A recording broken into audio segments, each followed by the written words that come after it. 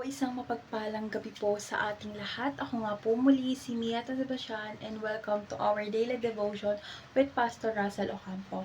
And today, our devotion talks about real power practices self-restraint. So our scripture po is 1 Samuel chapter 24 verse 3 to 4. NIV version. He came to the sheep pens along the way. A cave was there, and as Saul went in to relieve himself. David and his men were far back in the cave. The man said, "This is the day the Lord spoke of when he said to you, I will give your enemy into your hands for you to deal with as you wish." Then David crept up unnoticed and cut off a corner of Saul's robe. So, ASND version. Pagdating ni Saul sa isang kuweba sa tabi ng daan, pumasok siya upang umihi. Si David at ang kanyang mga tauhan ay nasa loob ng kuweba. Sinabi ng mga tauhan ni David sa kanya, "Ito na ang araw na sinabi sa iyo ng Panginoon. Ibibigay ko sa inyo ang inyong kaaway." Lumapit si David ng palihim at pinutol ang isang sulok ng balabal ni Saul. So, dito po kasi sa talatang ito is na makikita natin na ang isang makapangyarihang halimbawa ng pagpipigil sa sarili mula kay David. So, sa kabila po kasi ng sa kabila ng pagkakataong patayin ng kanyang kaaway, si Saul is pinili ni David na hindi gamitin ang pagkakataon para sa paghihigante. Sa halip, ipinapakita niya ang tunay na lakas sa pamamagitan ng pagpapigil sa sarili at paggalang sa otoridad ng Diyos. So, ang kanyang decision po kasi is wag saktan si Saul ay nagpapakita ng kanyang malalim na pananampalataya at pagtitiwala sa Diyos.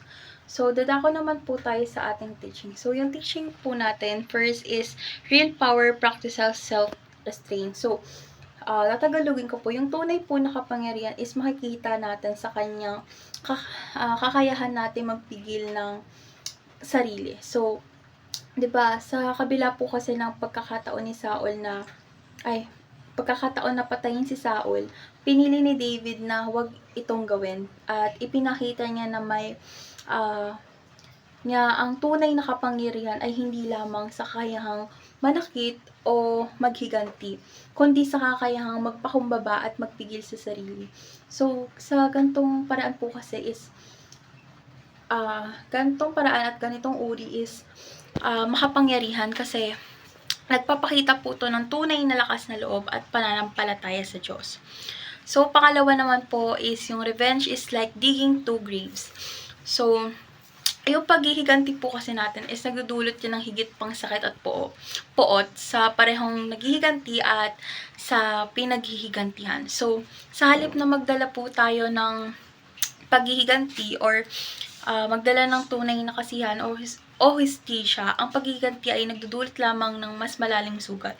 So, si David po kasi sa kanyang pagpili na wag magiganti kay Saul ay nagpapakita ng mas mataas na moralidad at integridad or integrity.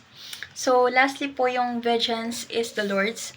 So, lagi natin tatandaan ang paghihiganti ay laging nasa Diyos natin. So, sa halip na kunin ang hustisya sa ating sariling mga kamay or sarili natin, ay dapat natin itong ipagkatiwala sa ating mahal na Diyos. Kasi siya ay makatarungan at tapat at nasa Kanya ang panahon na dadalhin niya ang hustisya para sa'yo. Kasi si David ay isang halimbawa ng ganitong pananampalataya na sa kabila ng kanyang kakayang maghiganti is pinipili niya pa rin magtiwala sa Diyos para sa kanyang vindication. So, dadako naman po tayo sa ating application. So, yung application po natin is show your talent by not show your power by not showing it. So, kasi ang tunay natin na lakas is nasa kakayahang magpigil ng sarili at magpakumbaba. Kasi kapag meron tayong pagkakataong maghiganti o gumanti, piliin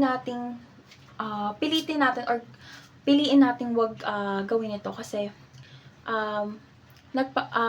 kailangan magpakita tayo ng pagmamahal at pagpapakumbaba at pagtitiwala sa ating mahal na Diyos. Kasi sa gantong paraan or gantong uri is napapakita natin yung kapangyarihan ng tunay na kalakasan at pananampalataya. So, next naman po is yung raise your value by ignoring your enemies. So, kailangan nating ang pagbibigay kasi pag binibigyan natin ng pansin yung mga taong nananakit sa atin is nagbibigay lang sila or tayo sa kanila ng kapangyarihan sa ating buhay. So, sa halip na itaas natin ang ating sarili sa pamamagitan ng hindi pagtugon sa kanilang mga provocation o pagpaprovoke at pagpapatuloy sa ating buhay ng may dignidad at integrity.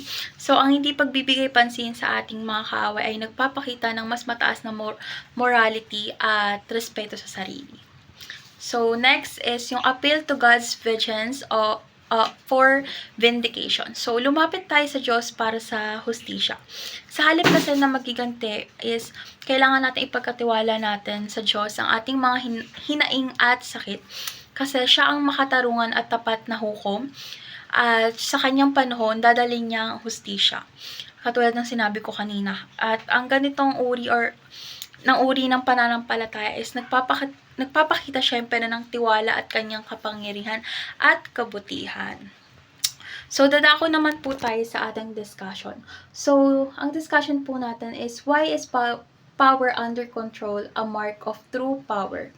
So, yung kapangyarihan po kasi na pinipigil natin is tanda ng tunay na kapangyarihan dahil ipinapakita nito ang ating kakayang kontrolin ang ating sarili at magpakumbaba. So, syempre, kapag may tunay na lakas ka is hindi nasusukat sa kakayahang manakit o maghiganti, kundi sa kakayahang magpigil ng sarili at magtiwala sa Diyos.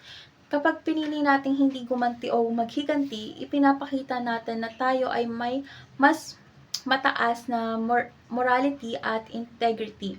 So, yung pagbibigay po kasi natin sa sarili ay nagpapakita rin ng ating tiwala sa plano ng Diyos at sa kanyang hustisya.